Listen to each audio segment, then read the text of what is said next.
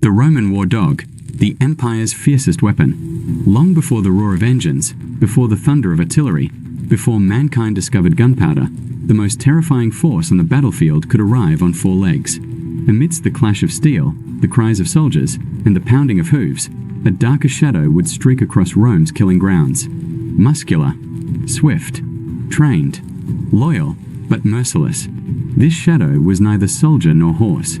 It was the Carnis Pugnax, the Roman war dog. Bred by Rome not for comfort or companionship, but for service as a guardian, a hunter, a fighter, and, when commanded, a killer. The Carnis Pugnax was never meant to be a pet. It was a weapon of flesh and blood. Today, its name is nearly forgotten, absent from most chronicles. But for the legionaries who once trusted these creatures with their lives, the memory was carved deep into the heart of Rome's history. To understand how this weapon was forged, we must travel back centuries, to the rocky highlands of Greece and the ruthless breeders of antiquity. In Latin, Carnis Pugnax literally means combat dog. Yet the beast behind that title was no accident of nature.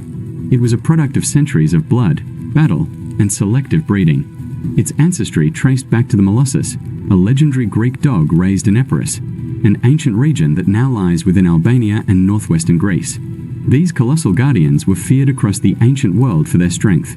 Aristotle himself described them, while poets like Virgil praised them as loyal defenders capable, if ordered, of killing a lion outright. Rome, ever watchful of the strengths of other peoples, saw in the Molossus a foundation to be refined. The Romans imported them, then crossbred them with local dogs and the savage war hounds of barbarian tribes.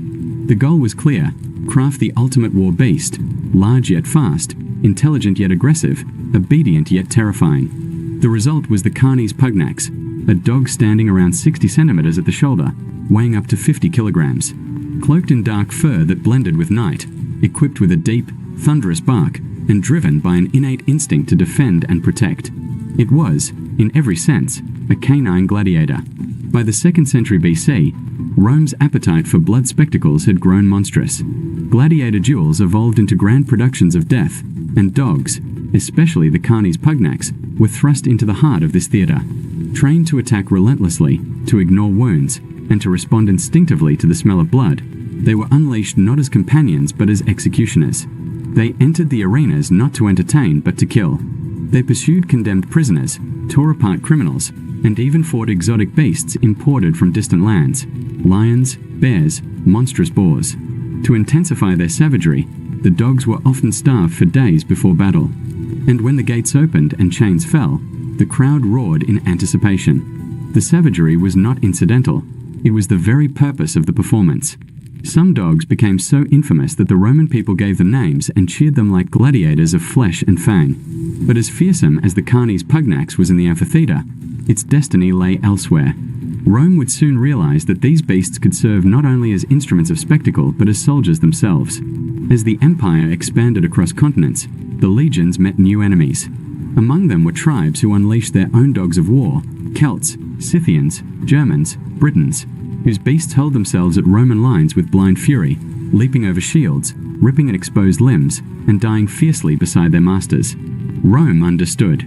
If others could field canine warriors, Rome would perfect the concept. And so the Carnis Pugnax was refined further, crossed with the wildest breeds of the northern tribes to increase aggression and agility. Yet what truly distinguished the Roman dog was not its breeding, but its discipline. Unlike tribal dogs that struck at anything in their path, the Roman Carnis Pugnax was drilled like a legionary. It attacked only at command, distinguished ally from foe, held its ground under fire, and, when necessary, died in formation beside its handler. It was not chaos unleashed, it was order, violence directed with precision. Like human recruits, these dogs endured rigorous training. They were conditioned to recognize the sense of comrades, to ignore enemy taunts and the deafening din of battle, to advance without hesitation and never retreat. Their discipline made them not wild beasts, but soldiers. They marched with the legions, covering 30 or more kilometers in a single day, sometimes carrying satchels with food, dispatches, or light supplies strapped to their backs. They guarded the camps by night, patrolled the perimeters, and often detected intruders or ambushes before any human scout. In Rome's fortified castra, the Carnis Pugnax became indispensable: watchdogs, guardians, sentinels, protectors. On the frontiers, in Germania, in Thrace, in Dacia. Their presence made Roman troops more secure, their loyalty unshakable, their ferocity unmatched. These dogs were not merely beasts, they were brothers in arms, woven into the very fabric of Rome's war machine. Official chronicles seldom mention them, but hints survive between the lines. In 101 BC, at the Battle of Vercelli, the Cimbri unleashed their hounds in desperate defense. Even as their masters fell, the dogs fought on, clinging to life and tearing at the enemy with a devotion greater than many men. That image, dogs dying where soldiers broke, burned itself into Roman memory. Later, during Caesar's campaigns in Gaul and Britannia, accounts once again spoke of tribal war dogs. Rome's solution was the same: observe, adopt, and surpass.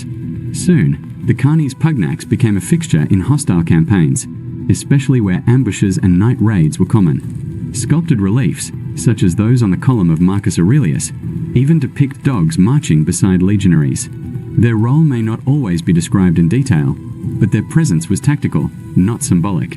They were not engines of mass destruction like catapults. They were surgical weapons, used when fear, shadow, and uncertainty demanded senses sharper than human sight. Yet despite their service, the Carnis Pugnax never earned the prestige afforded to generals, war horses, or siege engines. No official treatises were dedicated to their breeding or training. Written records are scarce, but the silence of history does not mean they went unnoticed.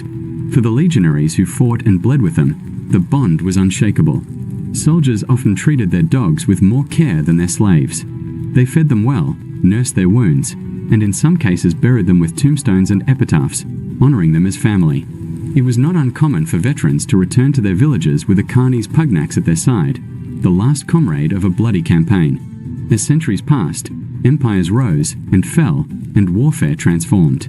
The pure lineage of the Carnis Pugnax dissolved, crossbred into new forms or lost to changing times. Yet their legacy remained, carried in the blood of later breeds, and in the memory of the soldiers who once trusted their lives to Rome's fiercest weapon on four legs.